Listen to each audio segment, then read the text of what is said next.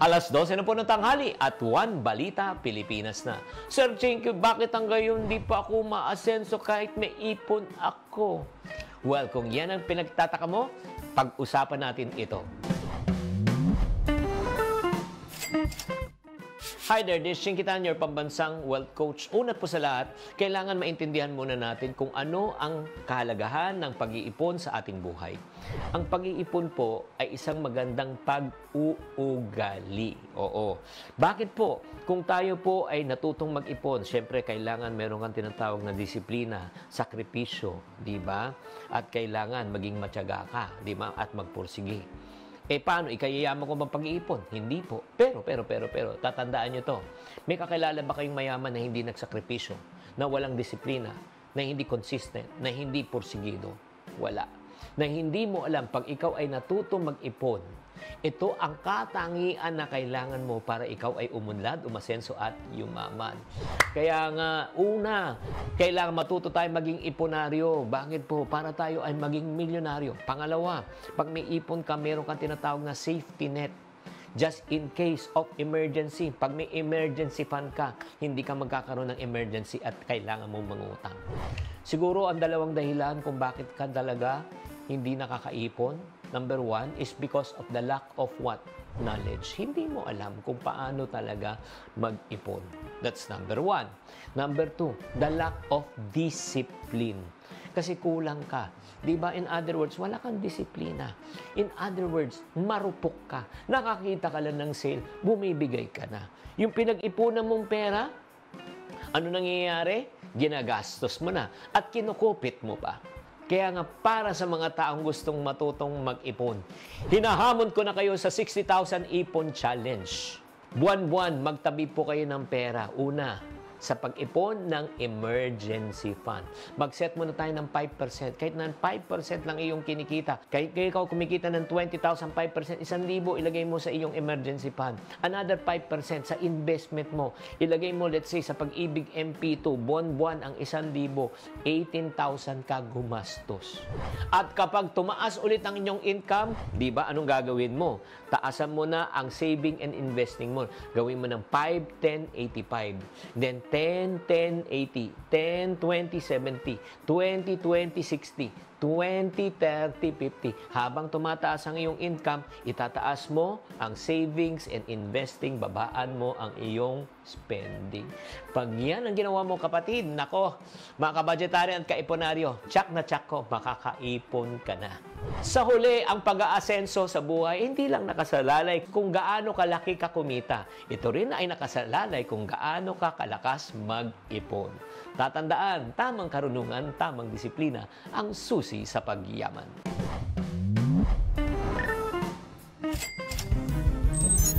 Buena mano sa ating One Balita Pilipinas ngayong Martes. Sunod-sunod na patay na recover ng mga rescuers sa iba't ibang bahagi ng bansa kasunod ng pananalasa ng bagyong Enteng. Sa Naga City na nagdeklara ng state of calamity, ilang lugar ang lubog pa rin sa tubig. Sa Rizal, matapos ang napakataas na baha, makapal na putik naman ang eksena. Nasa 3 weather circulations, minomonitor ng Pag-asa dahil sa posibilidad na maging panibagong bagyo. Mayor ng Lapu-Lapu City sa Cebu, umaming dati na siyang naging customer ng establishmento. Nakalaunay, napatunayang illegal pogo hub pala. Pero may sagot siya sa mga kritisismo. We are not friends anymore. You are not welcome anymore in the city of Lapu-Lapu. Sa 2024 Paris Paralympics, Paris swimmer na si Angel Otom, buhay na buhay pa ang pag-asang makapag-uwi ng medalya para sa Pilipinas. At ito usap-usapan, Liza Soberano, totoo nga bang kumalas na sa pangangalaga ng talent management company ni James Reid? Balitang mainit-init pa! One Balita Pilipinas na. Yan ang latest sa showbiz sikahan. Ngayong tanghalian, kasalo si Cheryl Cosset. One Balita Pilipinas!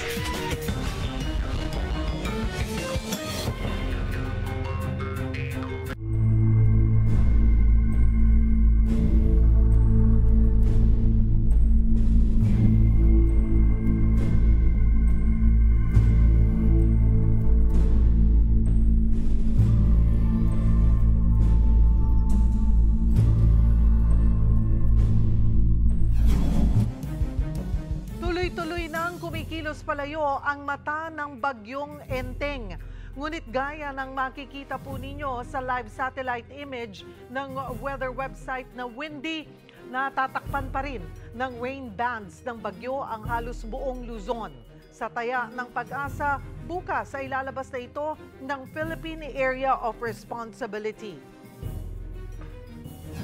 Kabi-kabila ang iniwang pinsala ng ulan at bahang idinulot ng bagyong Enteng sa Metro Manila at mga katabing probinsya. Sa Parañaque, may isa pang nasawi matapos malunod, habang sa Cavite, isang evacuation center ang pinasok ng baha. Magbabalita si Dave Abuel. Sabi ko na yan, yung babae. Gabi na nang lumutang ang isang bangkay ng babae sa bahagi ng creek sa barangay Moonwalk, Parañaque.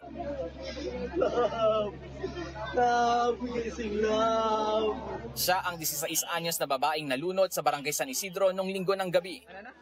Sa investigasyon ng barangay, posibleng nadulas daw ang biktima habang nakikipag-inuman sa kanyang kasintahan at stepbrother nito.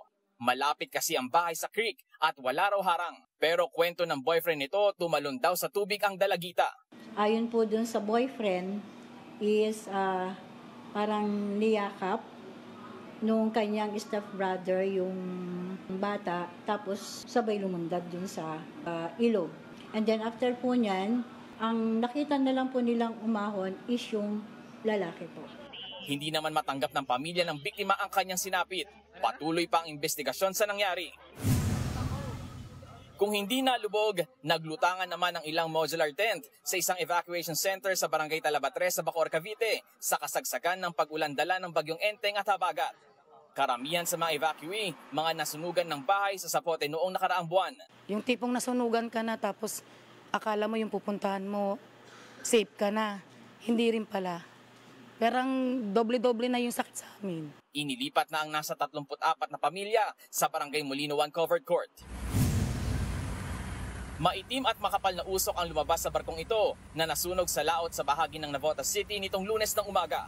Ayon sa Philippine Coast Guard, nakaangkla sa Anchorage area ang MV Camilla nang mabangga ito ng LCT GT Express dahil sa malakas na alon. Naging pahirapan pa ang pag-apula sa apoy. Ang MV Camilla ay isang training ship para sa marine students. Nasagip naman ang lahat ng 18 crew members nito. Isa ang ginagamot sa Navotas City Hospital. Dineploy naman ng PCG ang BRP Suluan para apulahin ang apoy. Bukod sa MV Camilla, may 2 barko na sumadsad sa dike dahil rin sa malakas na alon. Sa Rosario, Cavite naman, sumadsad ang isang dambuhalang barge na may dalang buhangin sa pantalan ng Barangay Wawa 2. Nailikas naman ang nasa 15 pamilyang nakatira malapit sa lugar. Pansamantalang tinali ang barge para hindi na ito tumama sa pantalan. Bumigay naman ang tulay na ito sa Barangay Pinagtuluyan, North Sagaray sa Bulacan sa kasagsagan ng bagyong Enteng. Hindi na rin madaanan ng tulay sa Barangay Matiktik, kaya malayo ang iikutan ngayon ng mga motoristang palabas ng Barangay Poblasyon. May naitala ring landslide sa Barangay San Lorenzo patungo sa Angat Dam. Nalubog naman sa baha ang 40 sako ng palay sa Panukulan, Quezon. Isinakay na lang sa balsa ang mga ito para maisalba pa. Sinubukan namang tumakas ng Chinese na ito sa PAOK Detention Facility sa kasagsagan ng ulan. Kita siya sa CCTV na gumapang sa bakod at pagdating sa dulo ay saka tumalon. Pero naabutan siya ng mga security personnel. Sumabit siya ron sa mga barbed wires na nakapaligid doon sa kulungan. At yun nga, undergoing treatment siya sa isang clinic. Trabahador sa ni-raid na Pogo Hub sa Banban Tarlac ang Chinese. Takot daw itong bumalik sa China sa takot na makulong doon. Namahagi na ng tulong ang Alagang Kapatid Foundation sa mga binaha. Nagbigay sila ng lugaw sa mga evacuee sa Bagong Silangan Elementary School sa Barangay Bagong Silangan sa Quezon City. Pwede rin po kayong makiisa sa pagtulong. Pumunta lang o mag-message sa Facebook page ng Alagang Kapatid Foundation para sa detalye. Para sa 1PH, Dave Abuel, News 5. Tuloy ang paghahanap ng mga rescuer matapos ang sunod-sunod na landslides at baha sa Antipolo, Rizal sa kasagsagan ng pananalasa ng bagyong Enteng. Para sa update live na magbabalita mula sa Barangay San Luis sa Antipolo, Rizal, si Ria Fernandez. Ria, kumusta yung ginagawang search operation? Cheryl, alas 8 pa ng umaga nang simulang muli ng Rescue Operations Team ng Barangay San Luis dito sa Antipolo City ang paghahanap sa 3 pang kaanak ng Pamilya Negro na nawala noong kasagsagan ng ulan dahil sa landslide dito sa sitio Upper Banaba. Kung makikita nyo sa aking likuran, ongoing ang operasyon ng ating Search and Rescue Operations Team. Binubuhusan nila ng tubig ang malaking batong iyon at saka binubungkal dahil pinaniniwalaan nila na doon sa malaking batong iyon naipit ang 3 sa kaanak ng Pamilya Negro. Kahapon nawala ang 5 sa 6 na magkakapamilya. Ito yung Pamilya Negro matapos anurin yung kanilang bahay na nasa tuktok nitong bundok ng rumaragasang lupa.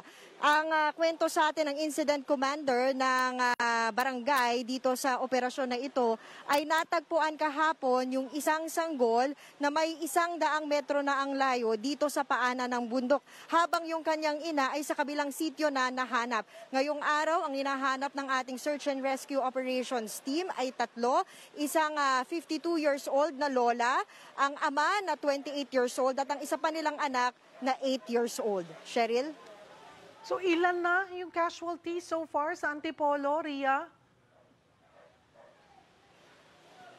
Sa official tally ng Disaster Risk Reduction and Management Office ng Antipolo LGU, 7 pa lang yung kumpirmadong patay. Itong numerong ito ay mula pa kahapon, at hindi pa kasama dito yung nanay ng Pamilya Negro na nahanap kahapon pero ngayong araw lang na-identify. So inaasahan natin na posible pa itong madagdagan oras na ma-recover yung 3 pang nawawala dito sa sitio Upper Banaba.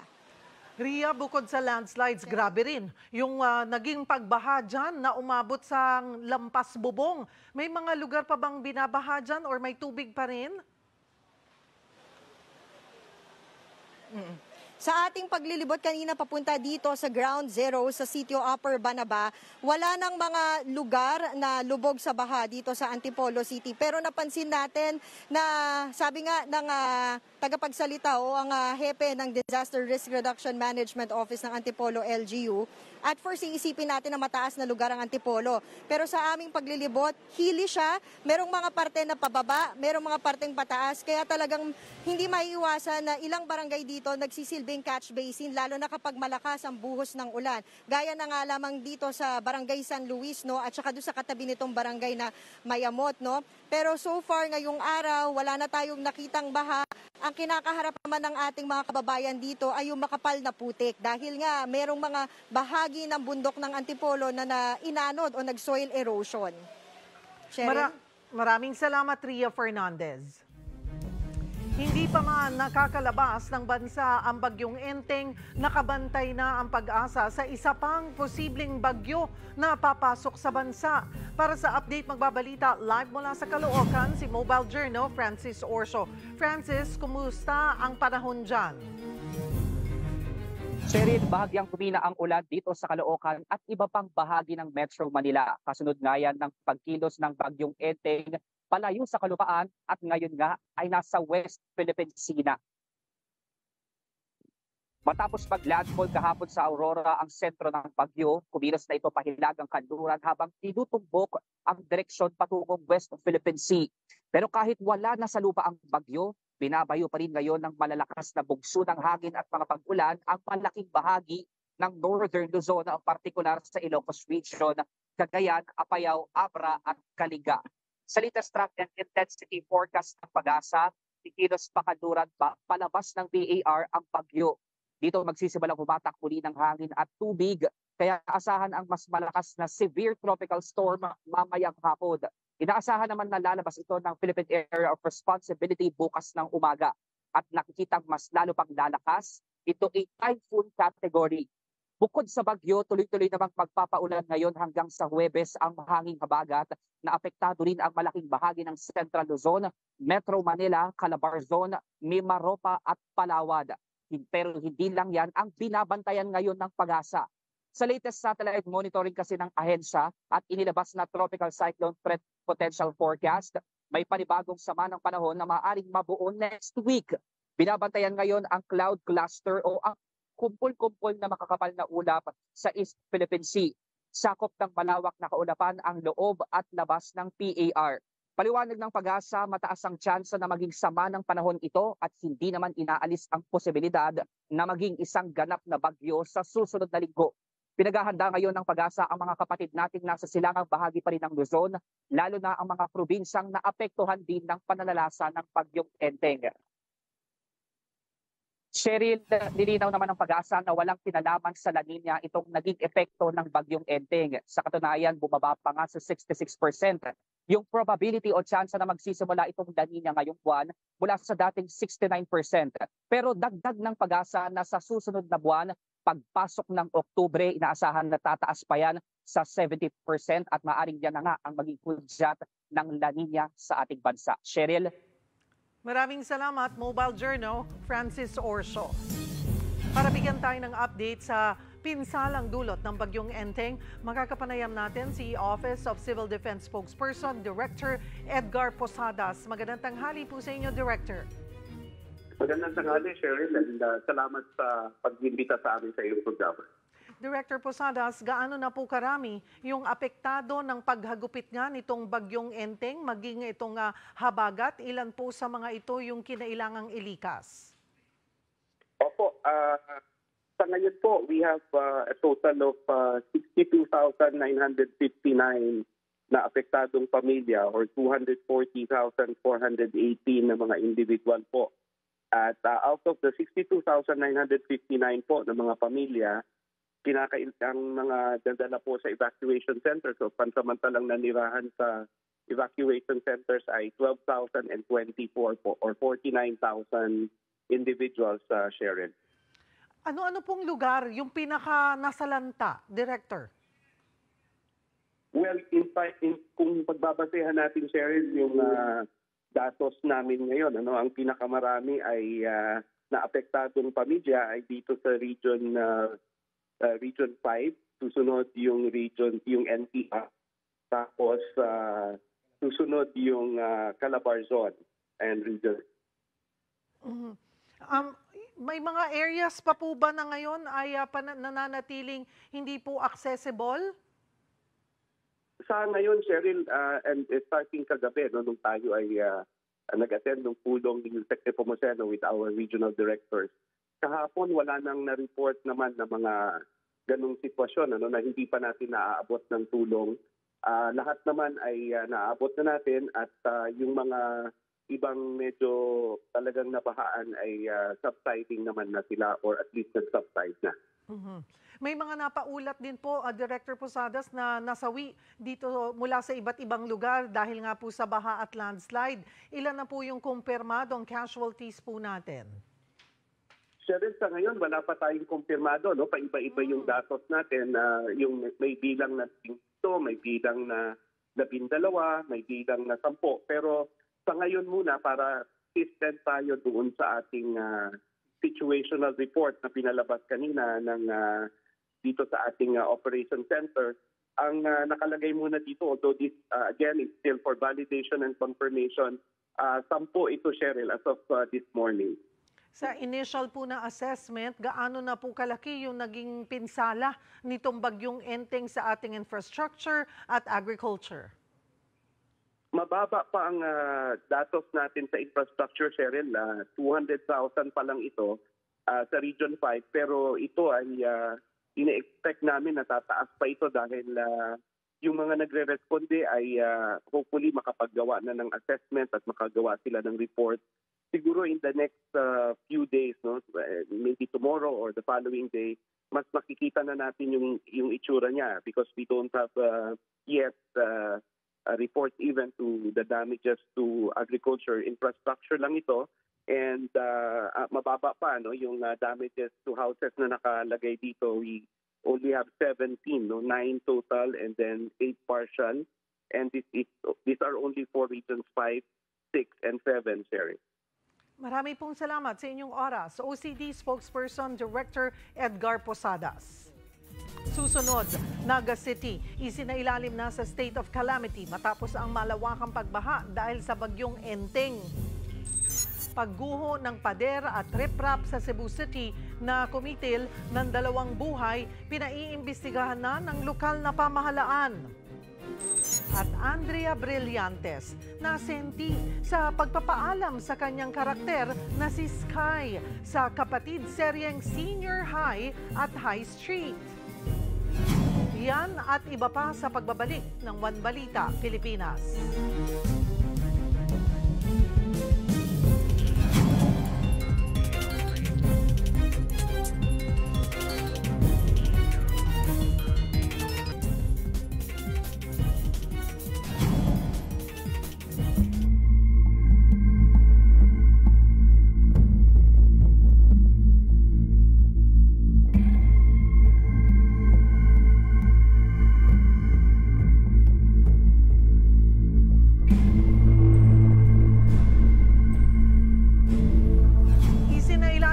State of calamity ang Naga City, Camarines Sur matapos ang malawakang pagbaha dahil sa bagyong Enteng. Para sa detalye, live na magbabalita mula sa Naga City, si Gio Robles. Gio, kumusta yung panahon dyan at marami pa bang lugar ang baha? Cheryl, alam mo, pabago-bago yung panahon dito sa Naga City. Ngayon ay sumikat ang araw pero kanina-kanina lamang ay biglang buhos naman yung ulan. Sa mga lugar na binaha, marami ng affected areas, as we say, na humuhupa na yung tubig. Pero dito sa Barangay Triangulo, kung saan ako ngayon, kung makikita mo, Cheryl, ay may tubig baha pa rin sa lugar na ito. Isa ito sa mga pinaka-apektado dito sa lungsod ng Naga. Cheryl, 16 barangays yung binaha sa kasagsagan ng pananalasa ni Bagyong Enteng. Dito sa daan na ito, medyo bumaba na yung tubig. Pero kapag maglakad ka doon sa dulo, kung makikita mo yung bata, nasa hanggang tuhod niya na yung tubig baha. Kapag pumasok ka pa doon, dumiretso ka pa, Cheryl, palalim ng palalim yung tubig. Isa sa mga posibleng sanhi daw ay baradong mga drainage at sa dami nga ng ulan na binagsak nitong si Enteng ay naipon nga yung tubig, which in result ay nagkabaha dito sa Naga City. Cheryl. Gio, gaano may mga napaulat na bang casualties dyan sa Naga City? Base sa pakikipag-ugnayan natin sa Naga Local Government Unit o LGU, 2 ang kumpirmadong nasawi dito sa lungsod. Isa nga dyan, Cheryl, yung lalaking nakuryente matapos niyang balikan yung tindahan niya. Pero sa kasamang palad may live wire. Sinubukan pa siyang isugod sa ospital pero idineklara siya ng doktor na dead on arrival. Ikalawa sa casualty dito sa lungsod ng Naga ay ang 8-month-old na sanggol na nalunod, Cheryl, Lunes ng madaling araw. Kanina ay pinuntahan natin yung bahay nitong magulang ng sanggol, nakaburol na doon yung little baby girl. At kwento nga ng magulang, nagpaliwanag sila kanina sa pakikipag-usap natin na natutulog sila nung mga madaling araw. Yung nanay daw ay sobrang antok na dahil syempre, kumbaga hindi na nakakatulog sa pagbabantay sa bata. Tapos hindi niya naginising yung asawa niya na mangangalakal para sana magpalit na magbantay sa baby hanggang sa nakatulog silang dalawa. Around 4 in the morning nung Monday, September 2, alimpungatan silang dalawa at nung hinanap nilang yung sanggol ay palutang-lutang na nga sa baha doon sa ginawa nilang makeshift na higaan nila. Cheryl. At doon pa sa mga apektadong pamilya, dyan sa Naga City, gaano karami yung kinailangang ilikas na nanatili sa evacuation centers at kumusta rin yung assistance na ibinibigay sa kanila ng pamahalaan? Nasa higit 1,000 yung mga inilikas, Cheryl, dito sa Naga City. Sa ngayon, inaalam pa natin yung exact na bilang ng mga bakwit kasi yung iba nga sa kanila ay nagsibalikan na sa kanilang mga tahanan. Pero may ilan pa rin na pinuntahan natin, especially dito sa Jesse M. Robredo Coliseum. Hindi lang yan malayo kung saan ako nakatayo ngayon, Cheryl. May mga bakwit pa na piniling doon muna tumira kasi yung mga bahay nila ay lubog pa rin sa baha ngayon. Ginagawan pa ng paraan ng LGU para mahanapan sila ng maayos na lugar kung saan sila pwede magstay. Alam mo, Cheryl, yung ilan nga sa kanila, karamihan doon, mga bata, mga tatanda, mga kababaihan.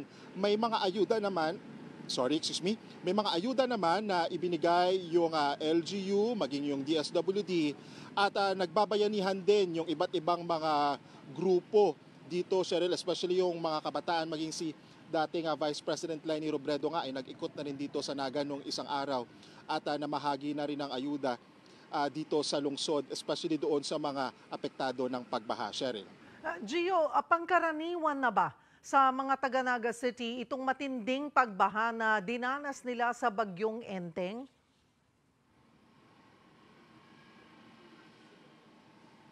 Usually, Cheryl, binabaha daw talaga itong Naga. Sa mga hindi familiar dito, may ilog dito sa lungsod which is Bicol River. And kung umaapaw yan ay umaagos nga hanggang sa mga bahay, sa mga daan. Kaya nagkukos ito ng pagbaha. Pero base sa pakikipag-usap natin sa mga residente na dito na ipinanganak, dito na lumaki, dito na nagkaasawa, ito daw yung isa sa pinakamatinding pagbaha sa kanilang lugar dahil napakabilis daw tumaas yung tubig.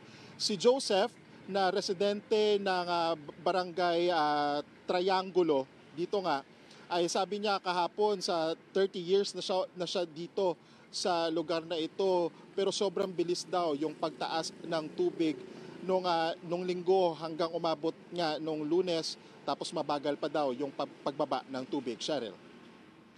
Ano ang pinakakailangan ngayon ng mga residente ng Naga City?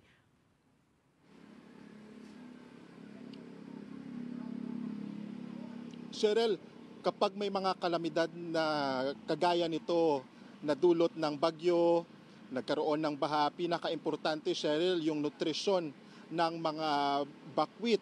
Lalong-lalo na rin yung kalusugan ng mga residente na pansamantalang nanunuluyan sa mga evacuation center. Alam naman natin na maraming common spaces doon, lalo na yung mga palikukuran kung saan sila natutulog.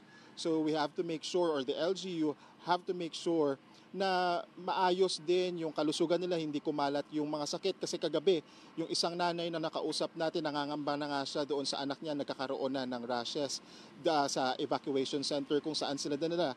Pangalawa, hindi pa sila nakakauwi kasi yung next naman na problema niya, natatakot naman siya na magkaroon ng dengue yung baby niya. May 3 siyang anak, maliliit, halos maliliit yun lahat. Yung pinakabata 9 months old, yung isa 7 years old, yung pinakamatanda 7 years old. Yung tubig daw kasi parang stagnant pa doon sa lugar kung saan yung bahay nila, kaya natatakot siyang umuwi. Next naman, Cheryl, siguro hygiene kit, especially sa mga kababaihan at saka sa mga bata. Pinaka-importante din yan sa mga evacuation center. At siguro sa iba naman na wala talagang naisalba, kahit yung mga decent, kumbaga, na tulugan or trapal or anything man siguro kung saan sila pwedeng matulog and to feel safe at night. Cheryl. Maraming salamat at mag-iingat kayo dyan, Gio Robles. Nilinaw naman ng Pag-asa na wala pang kinalaman sa La Nina nga ang bagyo at maulang panahon na nararanasan ngayon sa bansa. Pag-usapan natin yan kasama si Pag-asa Weather Forecaster Alzar Aurelio. Magandang tanghali sa iyo, Alzar. Magandang tanghali din po sa inyo, binibingin ko sa inyo, agad din po sa lahat ng taga-subaybay. Alzar, update muna tayo dito nga sa bagyong Enteng. Ano pang lugar sa bansa ang makakaranas ng masungit na panahon ngayong araw hanggang bukas? Well, masungit na panahon dahil sa bagyo at habagat sa malaking bahagi ng Northern Central Luzon o halos buong Luzon, kasama po Metro Manila. Itong si Enteng po ay nasa West Philippine Sea. Yung sentro ng bagyo ay nasa West Philippine Sea na po. Nasa layong 100 kilometers west-northwest ng Lawag City, Ilocos Norte. Nakataas ngayon ang Tropical Cyclone Misigan number 2 sa western portion of Ilocos Norte at northern portion ng Ilocos Sur.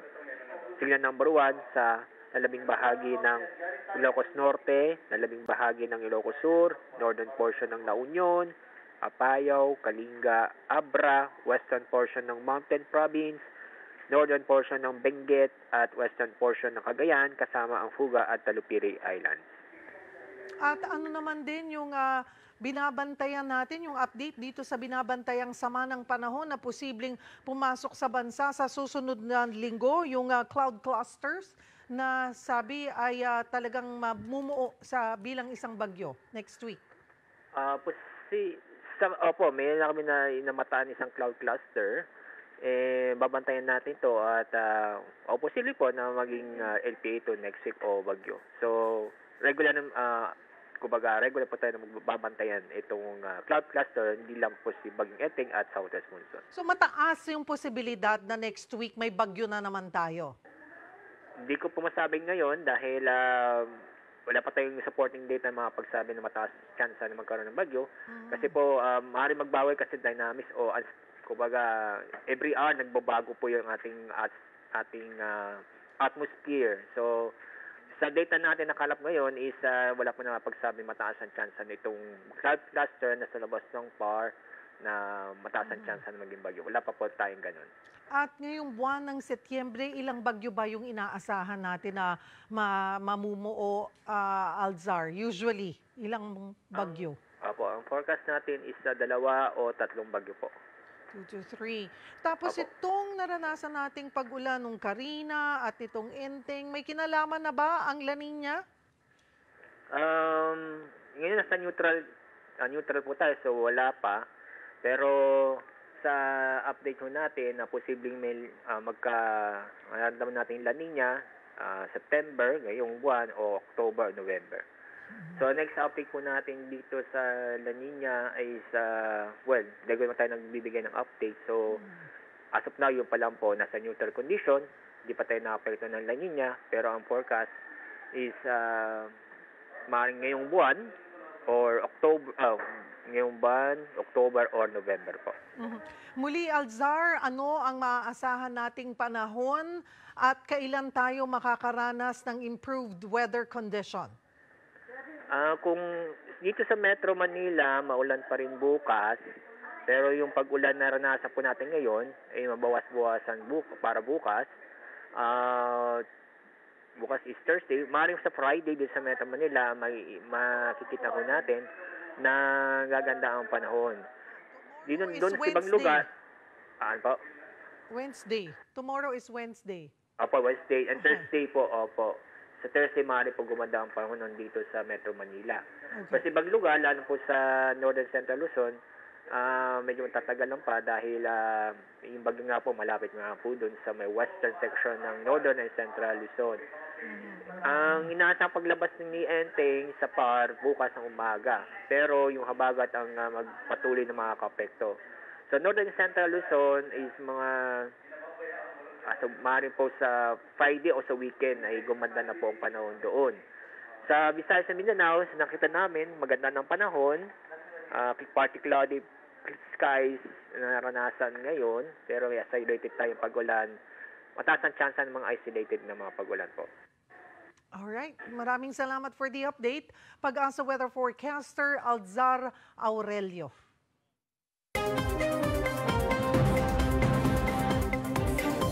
Gustong panagutin ni Cebu City Acting Mayor Garcia ang may-ari ng pader na gumuho sa kasagsagan ng pag-ulan noong weekend kung saan 2 ang nasawi. Yan at iba pang balitang dako hatid sa atin ni One News Cebu Desk Editor Dale Israel. Dale? Maingod to Cheryl, una sa lahat gumaganda na ang panahon dito sa Metro Cebu. Medyo mahangin pa at maulap pero wala nang mga pag-ulan ngayong umaga at sumilip na ang araw. Sa katunayan, mainit na ngayong tanghali dito sa Cebu City. Kasabay niyan, pinaimbestigahan ni Acting Cebu City Mayor Raymond Garcia ang nangyayaring pagbuho ng riprap at konkretong pader sa kasagsagan ng malakas na ulan noong weekend. Tinitingnan ngayon ang fencing at building permit na may-ari ng struktura sa Barangay Tisa, gayon din doon sa Barangay San Jose. Ang konkretong pader sa San Jose ay pagmamay-ari ng isang malaking businessman sa Cebu. Pinuntahan natin ang lugar kahapon at ang sabi ng mga residente ay may ginagawang hukay ang may-ari malapit sa lugar kung saan bumigay ang isang pader. Hindi naman muna pinangalanan ni Acting Mayor ang may-ari pero mag-i-issue daw siya ng cease and desist order laban sa ginagawang paghuhukay. Sa iba pang balitang dako, Cheryl, kumalat ang lumang video na nagpakita na kumakanta si Lapu-Lapu City Mayor Jonard Ahong Chan sa loob ng Tourist Garden Hotel na ni-raid ng PAOK at NBI dahil sa pagiging isang Pogo Hub.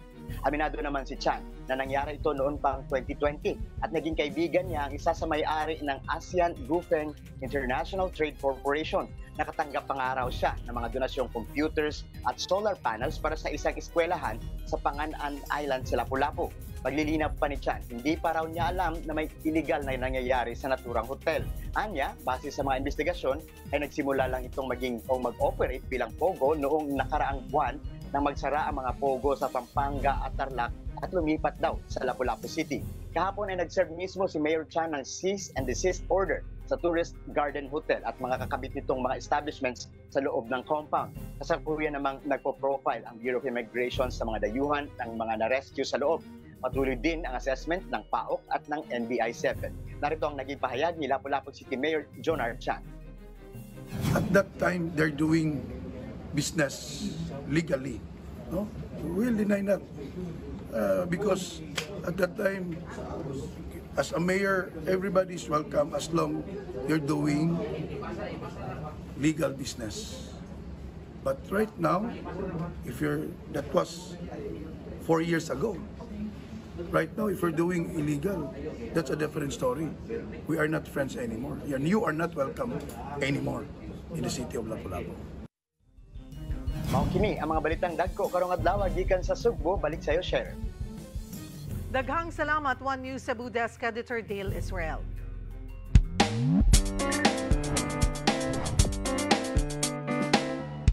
Magandang tanghali mga kapatid.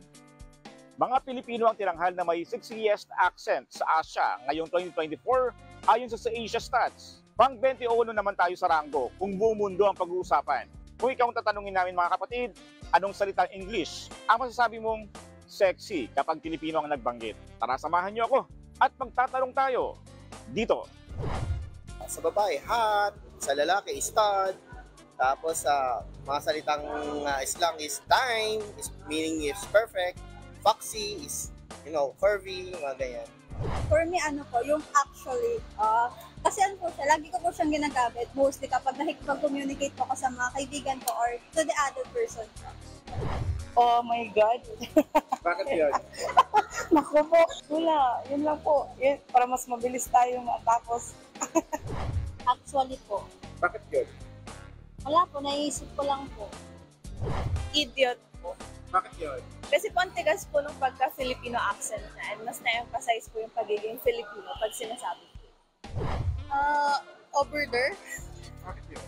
Kasi parang kahit English siya tapos ganun yung accent, naiintindihan pa din po kasi eh. So parang very Pinoy siya na nagtatry din mag-English.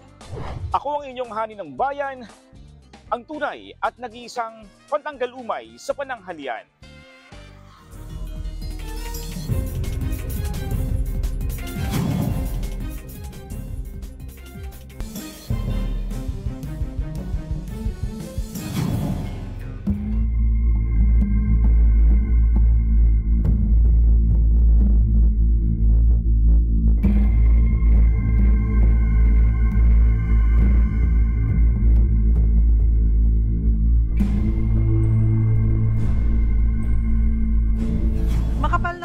Ang iniwan ng bagyong Enteng sa Pililla, Rizal.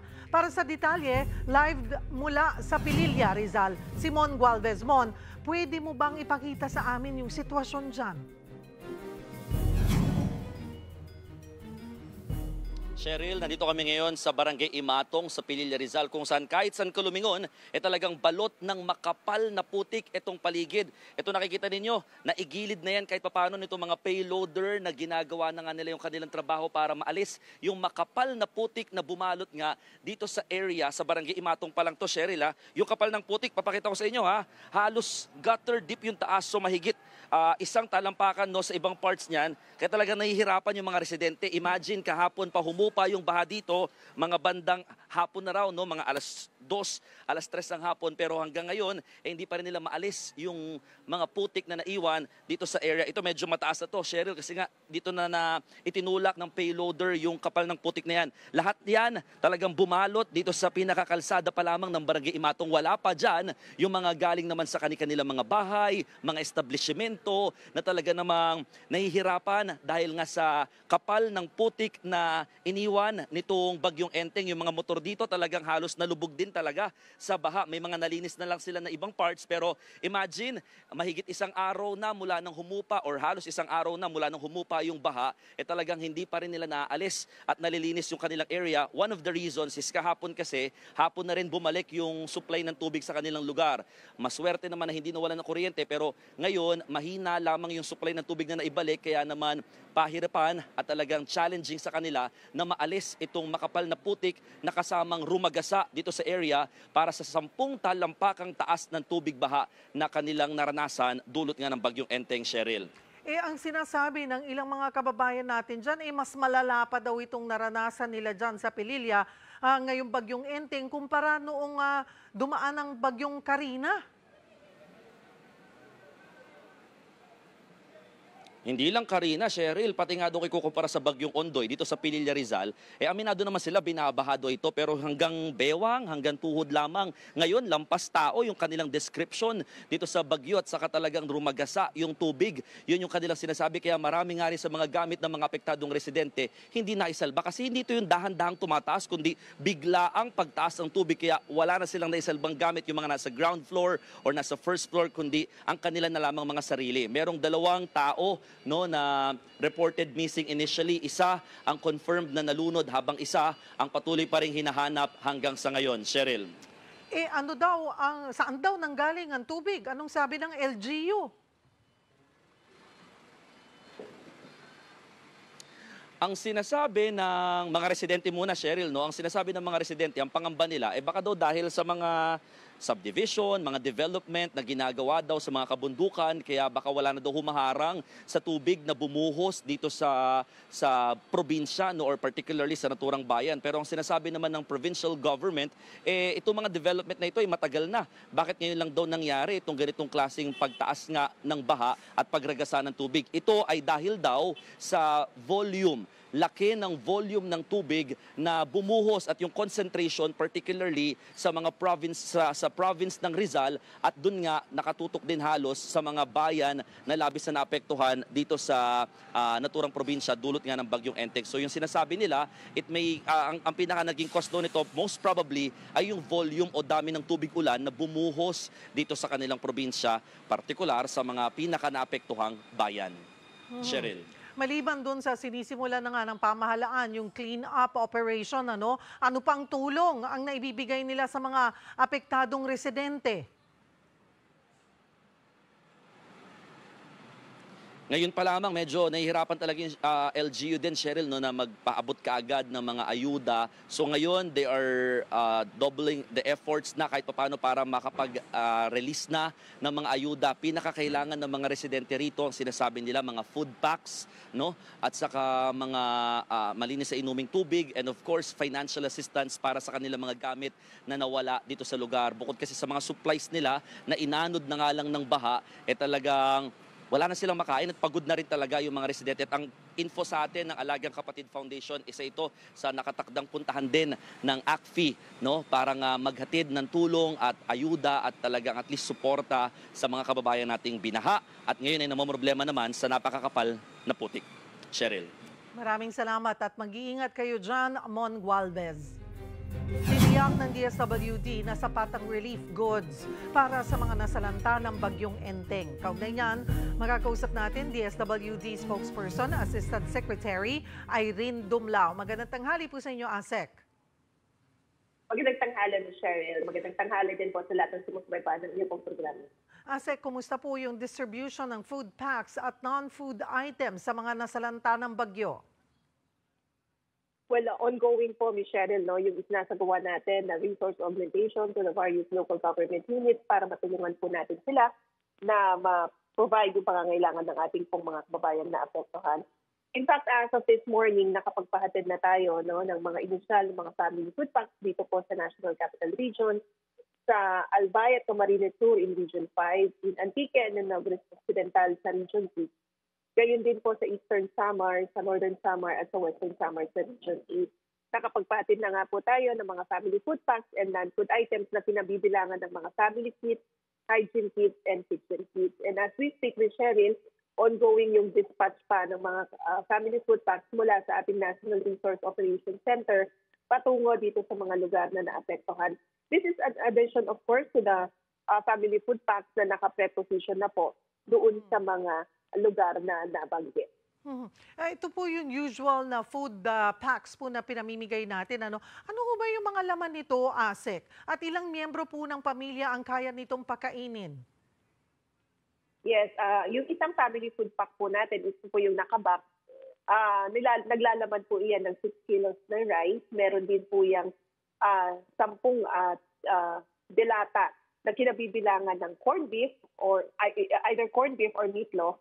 And then meron din po yung tuna steaks in oil and then sardines.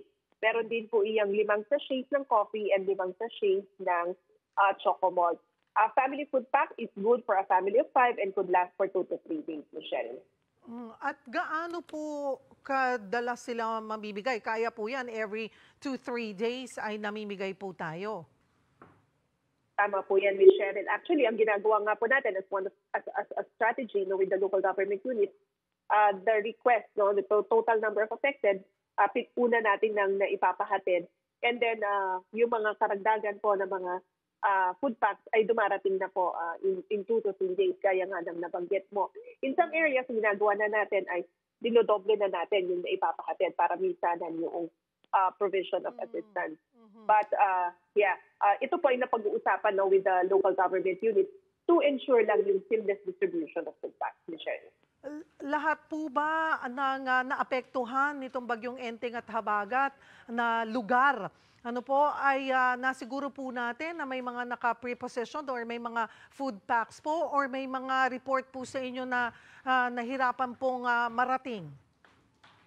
Well, sa kasalukuyan, Ms. Cheryl, dahil nga may mga naka-preposition na tayo ng mga food packs strategically sa iba't ibang lugar sa ating bansa, nagiging madali po yung pag-access sa mga family food packs. Ito yung inintroduce ni Secretary Rex Gatchalian na buong bansa handa, na kung saan nga po in-strengthen natin yung ating production of family food packs and in the prepositioning of the same doon sa mga LGUs where we've entered into relief prepositioning agreements. So that's strengthening the supply chain 1, and then sa supply chain 2 naman, ito yung ating mga existing framework agreements with private distributors na kung saan nako-complement nila yung napoproduce natin ng mga family food packs. So private-driven yung ating supply chain 2. So in this manner, Ms. Cheryl, we could assure the public and our partners from the ground na madali pong ma-access yung mga family food packs ng meron po ang DSWD. And in this manner also, magiging timely and responsive yung ating pong disaster response operation. May additional assistance na rin ho ba kayong inihahanda para naman po dun sa mga residenteng nasalanta yung bahay at kabuhayan dahil sa pananalasa ng bagyo?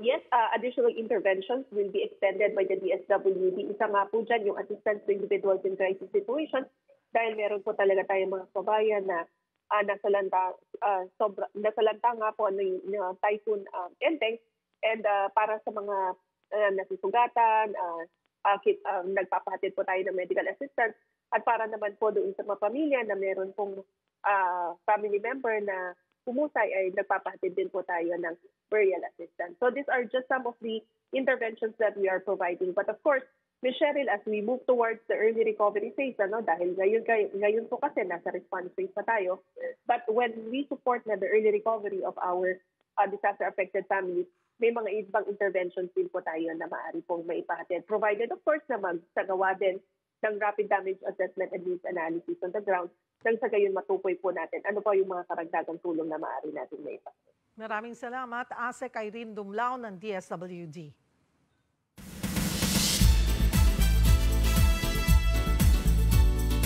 Hola mga kapatid! tila deadma pa rin daw si Olympic golden boy Carlos Yulo sa alok na reward ni Chavit Singson. Sa ngayon naman, may iba pa siyang atletang sinusuportahan. Narito po ang report. Hindi pa tapos ang pagtulong ni Chavit Singson sa mga atletang Pilipino. Isa nga rito, ang IBO and IBF Intercontinental Super Featherweight Champion na si Charlie Suarez. Malaking tiwala ko dahil nga mabait si Charlie. Nagpatulong pa nga raw si Chavit sa American boxing promoter na si Bob Arum para mahanapan ng laban si Suarez. Mula sa training at pamasahe, nakaalalay siya sa boksingero. Matapos ngang magwagi, naghahanda na ulit si Suarez sa kanilang laban kontra Mexican boxer na si Andres Cortez sa September 20 sa Arizona, USA. Sa training namin, kasi siyempre ang training preparation namin, lahat ng mga kailangan, lalo na yung mga tirahan, dito man sa Pilipinas, local and international, si Cobb nandyan yung isang tawag, siya pa nga tumatawag. Speaking of athletes, buhay pa rin ang 5 million peso offer ni Chavit kay two-time Olympic gold medalist Carlos Yulo, kapalit ng pakikipagbati sa kanyang pamilya. Pero hanggang ngayon, hindi pa rin daw ito pinapansin ng atleta. Dagdag offer naman ni Manong Chavit, pati raw pamilya ni Carlos, aabutan na rin daw niya. Basta magsama sila ng buong pamilya, dinadagdagan pa rin mo ang 5 million. Usap-usapan online kung wala na nga ba talaga si Liza Soberano sa management ng Careless PH or Careless Music ni James Reid. Napansin kasi ng netizens ay hindi na nakafollow si Liza sa Instagram account ng Careless. Nananatili namang nakafollow ang management sa aktres. Sa ngayon, wala pang statement mula kina Liza Soberano maging sa kampo ni James patungkol sa kumakalat na chika online. Abangan na lang natin ang statement nila James Reid tungkol dyan. Siyempre, ihatid namin sa inyo yan once we get it. Pero eto naman, humahataw agad ang kapatid series na Lavender Fields sa Netflix. #1 TV show na ito sa video streaming platform mula nang ipalabas noong Biyernes sa agad-agad. Bida rito, walang iba kundi si Jody Santa Maria. Kasama niya rin siyempre sina Diamond Star Maricel Soriano, Jericho Rosales, Janine Gutierrez, Jolina Magdangal at napakadami pang iba. Pero ito na, balikan natin si Janine dahil nasa Italy siya para sa Venice Film Festival para syempre sa pelikulang Fantosmia. Dream come true para sa kanyang pagdalo roon. Para yan syempre dito nga sa loveliest film na Fantosmia and of course nag-red carpet debut na siya. Nagpaalam na rin po si Andrea Brillante sa kanyang mga karakter na sina Sky sa kapatid serye na Senior High at High Street. Viral kasi ngayon yung pinost niya, isang heartfelt message. Nagpasalamat si Andrea sa tiwalang ibinigay sa kanya para gumanap sa serye na ito. Ganoon din sa mga nakasama niya sa programa. Kinilala niya rin ang pagiging resilient at fearless ng kanyang karakter na si Sky. Aminadong hindi man inaasahan nga ng fans ang ending ni Sky. Isa raw itong lesson na may dapat isakripisyo for the greater good. And last Friday, nang natapos nga ang High Street kung saan pumanaw po si Sky matapos barilin ng kontrabidang si Tori, played by Mama Dimples Romana. Grabe! Anyway guys, yan muna ang latest sa showbiz. Balik sa'yo, Cheryl. Thank you, MJ. At yan po ang mga bumabanderang balita at public service sa inyong tunay na kasalo sa tanghali. Hanggang bukas dito sa Balita ang magpapabusog sa inyong kaalaman. Ako po si Cheryl Quasim. Kami ang 1PH, teleserbisyo para sa Pilipino.